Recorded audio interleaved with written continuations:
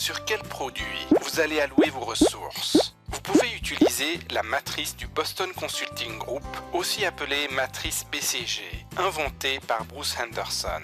Sur un premier axe, placez la part de marché relative de chaque produit. Vous divisez simplement votre part de marché par celle du leader ou du numéro 2 si vous êtes leader afin d'obtenir la part de marché relative. Les produits leaders auront une part de marché plus importante. Viendront ensuite les suiveurs. Sur le second axe, vous placerez le taux de croissance du marché. Soit le marché croît faiblement, il stagne, soit il est en croissance.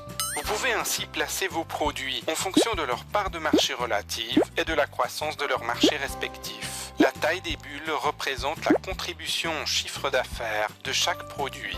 Vous obtenez ainsi une matrice sur laquelle vous pouvez représenter 4 cadrans qui indiquent l'aptitude de chaque produit à générer des liquidités en fonction de la croissance de son marché et de sa part de marché relative.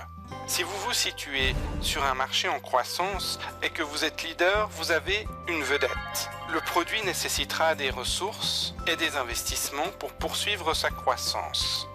Si vous êtes leader mais que le marché stagne, vous avez une vache à lait.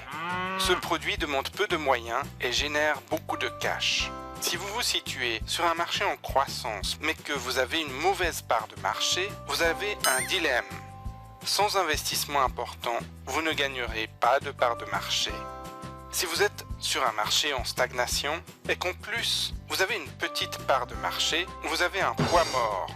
Il n'y a pas de croissance sur ce marché, sur lequel vous n'êtes pas leader. Délaissez les poids morts. Utilisez les vaches à lait pour financer les dilemmes afin d'en faire des vedettes.